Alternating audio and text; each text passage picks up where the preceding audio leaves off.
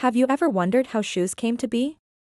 You know those things you slip on your feet to make them feel comfy and supported.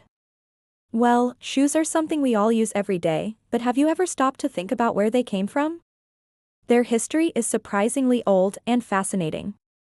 So let us take a journey through time to explore how shoes went from a simple necessity to the stylish accessory we know today. Let's start at the beginning. The first shoes appeared way back when, around 40,000 years ago. Back then, life was wild. Humans had to deal with rough terrain, cold weather, and all sorts of sharp objects. So protecting their feet became super important. That's where shoes made from animal hides, leaves, and bark came in handy. Now these weren't the cutest or most comfy shoes, but they did the job. And that's how it all began. As time went on, humans got better at making shoes. Around 8,000 years ago, the ancient Egyptians were making sandals out of palm leaves and papyrus. They even used papyrus to make sandals. Can you imagine?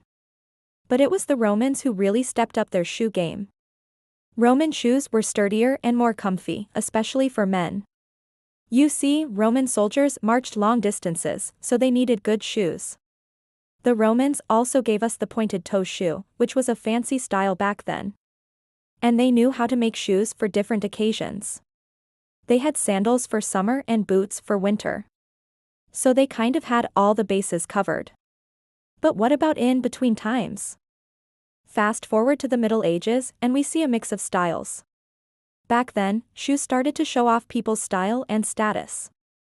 Pointed toes, called polanes, became a big deal among the nobles. Kings and nobles often competed to see who could have the longest and most extravagant shoes.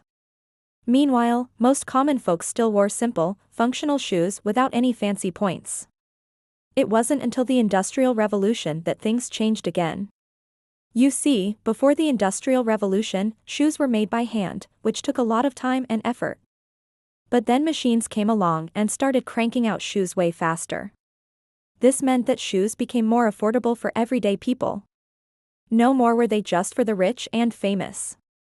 And this was a big deal because everyone needed a good pair of shoes, not just the fancy folks.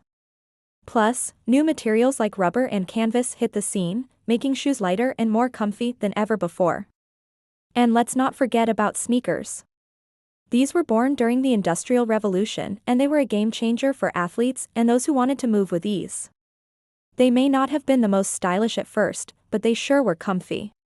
Today, shoes are a huge part of our lives. They protect our feet, make us look good, and let us express ourselves. There are all kinds of shoes for every occasion, from high heels for a night out to running shoes for a morning jog. Shoes say a lot about a person's style and there's a pair of shoes for every taste. Some people like classic styles, while others like to make a bold statement.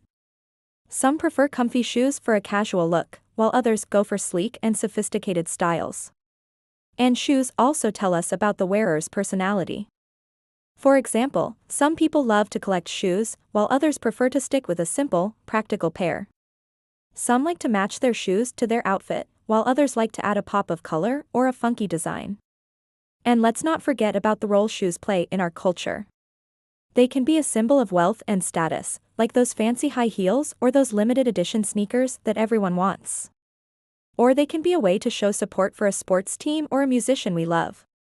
Some shoes are even considered works of art, like those colorful hand-painted sneakers or those high heels with intricate designs. So next time you put on your shoes, take a moment to appreciate their long journey from simple animal skins to the stylish pairs we wear today. They've come a long way and they're a big part of our lives. What kind of shoes do you like to wear? Tell us in the comments below. And if you enjoyed this superb adventure through time, don't forget to like, share, and subscribe for more amazing content. Thanks for watching.